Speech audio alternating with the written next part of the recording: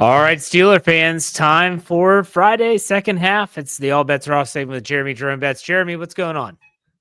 Hey, man, I'm doing well. Hope you are. Definitely not watching the Pro Bowl games, but doing all right, man.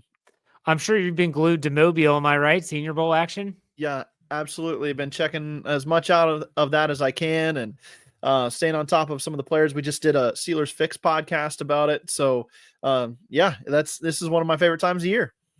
I hear Jalen Milroe to the Steelers with his. He has small hands too. He's got tiny hands like Kenny Pickett. I was like, smaller than Kenny Pickett's too. Was it really smaller? Yeah, 8 3/4 inch hands. Yeah, so that's crazy. If I remember right, Kenny Pickett was 7/8, 8 7/8, or 9 something like that. So it's even smaller. Yeah, that's crazy. Yeah, we'll talk about the senior one a little bit. I want to ask you about what I talked about in the first half of the show, and that is, I feel like the Steelers are kind of in no man's land right now. Whether you're talking about the lack of movement at the coaching staff, at least what we know of, whether you're talking about how, I'll give you a great position that illustrates that the Steelers are in no man's land, the offensive line. Think about it. They have spent a lot of draft capital on the offensive line. 2 first-round picks the last 2 years, a second-round pick this past year, a fourth-round pick. And yet we have huge question marks along that line. Broderick Jones has played 1 game at left tackle in his 2-year career. He's expected to be that guy, but we don't know what he is. Troy Fautanu missed the entire 2024 season. We assume he's going to be good at right. I think Zach Frazier's like the only solid piece that we're like, okay, we can build around that. Isaac Seumalo didn't have a great finish to the season. I think it's just a position that illustrates how I feel the Steelers really are just treading water right now. Which way do they go? I don't know. You agree or disagree? I really do agree. It's hard to get excited about the future of things when there seems to be just kind of this stubborn lack of recognition of where things have gone wrong in the past. And a startling look too, when you look back at some of the additions, you're talking about the offensive line, where it's like you're investing so heavily in this and you with the goal of fixing it, making a strength of your team. And 2 years into that rebuild, you still have no idea whether or not you've actually done it. So you've got to be able to turn the corner here in year 3 of it, and see some results for it. And it's a lot of reason why I have complained, and a lot of Steelers fans have complained about guys playing out of position in the first place. And honestly, the Steelers got bailed out in a way by the Troy Fautanu injury. It forced them to do what I think they were going to do anyway, which is, play Dan Moore at left tackle. And then Broderick Jones ends up playing right tackle when he probably was going to be the swing guy this year. But still, it's a guy out of position. It's a guy that you drafted to be the future at a certain spot that you're not playing in that spot. We've seen that from even Keanu Benton, I think, is playing a little bit out of position, and it's biting the Steelers where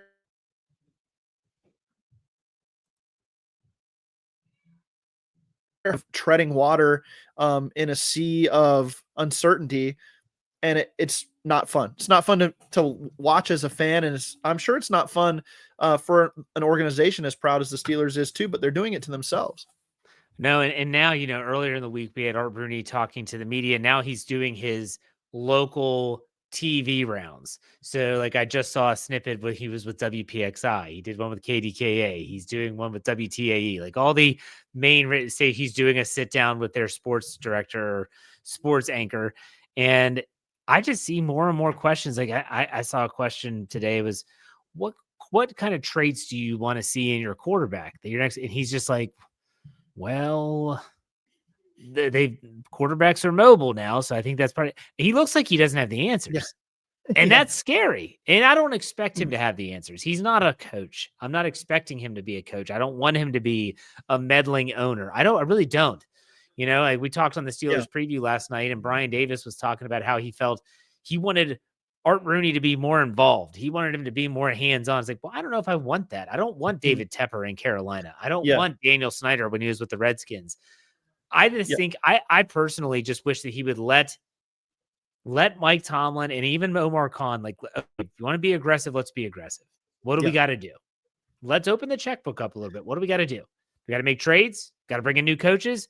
I just don't know if that's happening. If there was one way that you would want to see things change in that regard, what would it be? Yeah, I do agree with you. Guys like David Tepper and like I think about Jim Irsay. I think about Jerry Jones, the owners that are like it really heavily involved in team building. I don't necessarily want that, but where I am concerned, and I think is what you're saying too, is that it doesn't seem like there's a clear vision for what you're wanting to build, even at ownership level. And that to me is the concerning part, where it's like maybe there's a lack of continuity in the thought process of how to build an organization in 2025 to win football games and to win playoff games and to be in Super Bowl contention.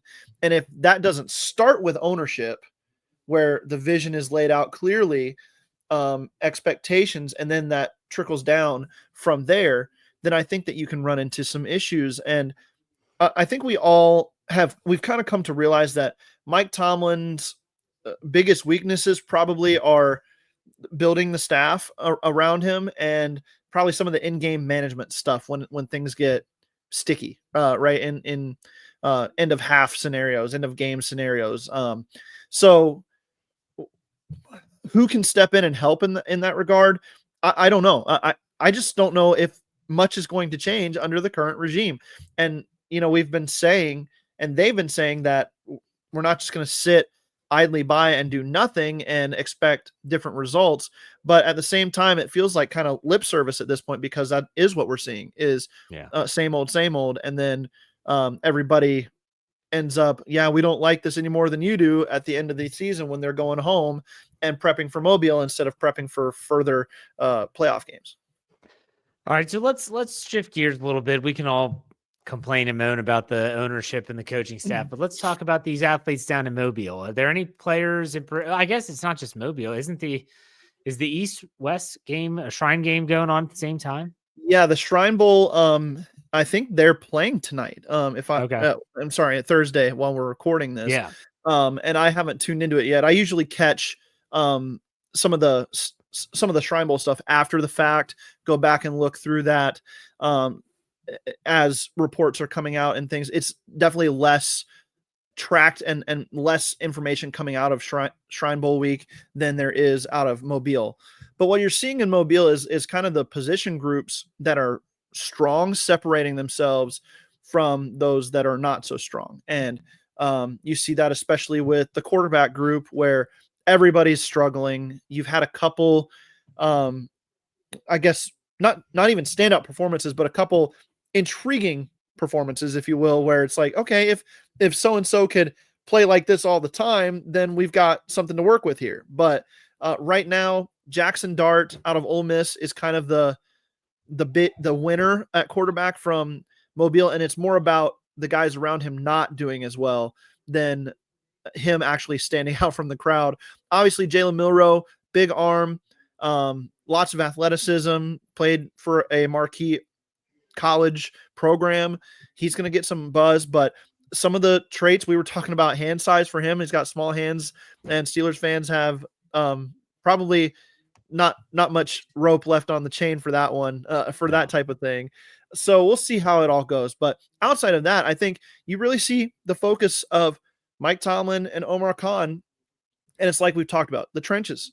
They've been staring down these defensive tackles at Mobile. I mean, Mike Tomlin did not leave that group, but for maybe 30 minutes, it seemed like yesterday, when they were went over to watch wide receivers and running backs do some of their drills. So I think guys like Walter Nolan at defensive tackle, guys like his name's escaping me, Deion Walker out of Kentucky, these big interior defensive linemen, athletic interior defensive linemen, those are the kind of guys I think you're going to see the Steelers really focus in on as the early portion of the draft rounds into form for them and some of the rumors start flying. I swear, like, everyone's talking about quarterback. Art Rooney talked about it. Mike Tomlin, when he gave the answer about drafting a quarterback that's not top in the first round, he said, well, Lamar wasn't, and Jalen Hurts was a second round pick. It's like, these are not the norm. Like, this is the aberration. This is not the norm. I just feel like if they take, even let's say Milroe is a perfect example. Yep. If let's say he's available in the 3rd round, if they waste a 3rd round pick on that guy, Yeah. That's where, if he's not going to be the answer and you don't think he could be the answer, go get a player that can be an impact player elsewhere. And we've seen 2nd, 3rd round picks, even 4th round picks. Look at Mason McCormick this past season. He got called into action. Did he play fantastic? No, I don't think anyone with a brain would say that he played fantastic, but he didn't. He was a serviceable player.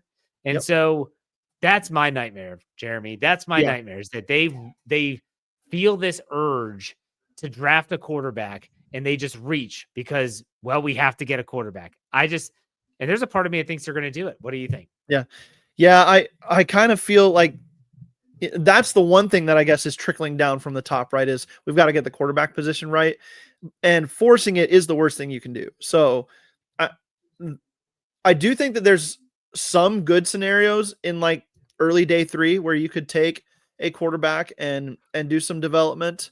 But yeah, if you're the Pittsburgh Steelers and you see these other teams that have competed in the playoffs now, AFC Championship game, even the divisional round weekend, you kind of feel like you're not there yet. And Art Rooney said as much, right? You're not there. So why focus in so much on the quarterback when you don't have the rest of the roster figured out too?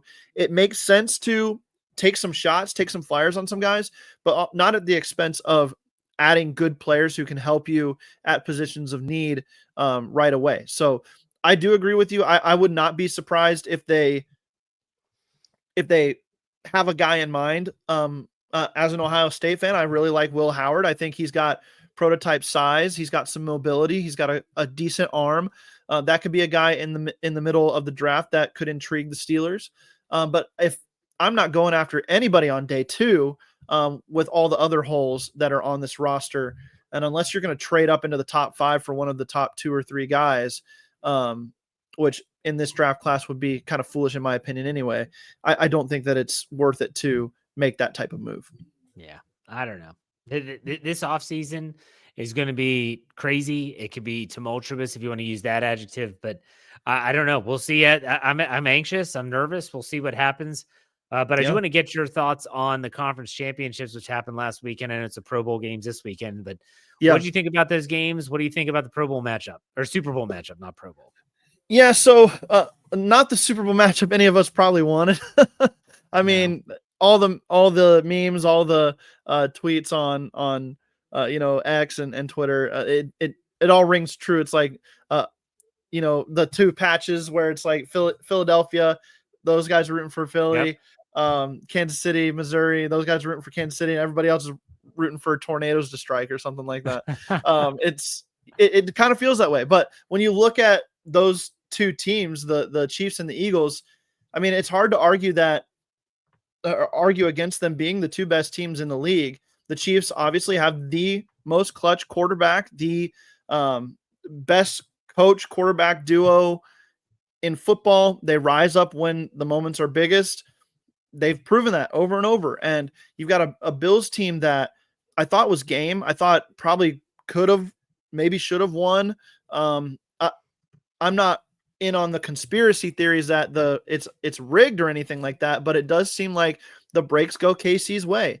And I know you were talking about some of that on conference championship weekend too, where it just seems like the Chiefs kind of get all the calls and the Bills were not. So that was frustrating, but the best roster in football is the Eagles. They've built it in a specific way in the trenches on both sides of the ball. They've rounded things out with the draft very well.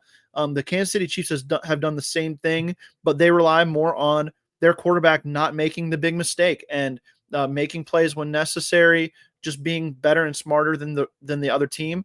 So I do think the 2 best teams in the conferences made the Super Bowl. So I'm excited for the matchup because you like to see those heavyweights collide.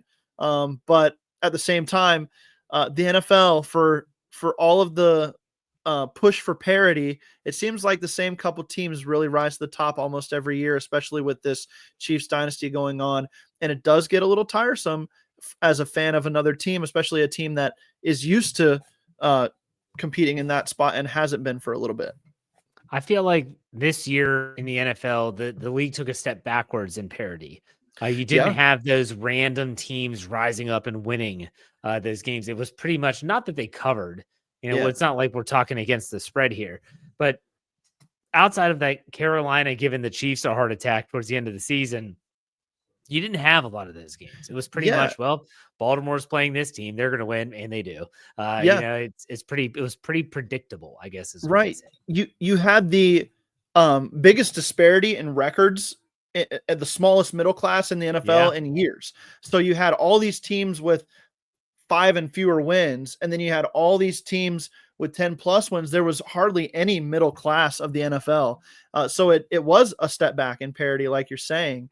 But I think, you look at Washington taking a big leap forward. That was, I guess, unexpected. But outside of that, it really kind of felt like status quo for what we were expecting out of these teams going into the season. So very, very interesting. How does the league course correct naturally or, by choice? It's Yeah. going to be interesting to watch this offseason. Absolutely. All right, Jeremy, what are your what's going on with you? What do you have cooking on like the written side, podcast side, all that good stuff? Yeah, so stay tuned on the podcast. We're going to be whipping out a lot of draft content on the Steelers Fix and on the Draft Dynasty podcast. I'm going to have Coach KT Smith on the Q&A this Sunday, so tune in for that. It's going to be a lot of fun. And then on the written side, I've got a couple articles that I'm working on finishing up for this week, a Steelers related one, and then probably a more broad NFL related one that will come out here soon. I'm working on finishing those up, hopefully to come out end of this week or early next week.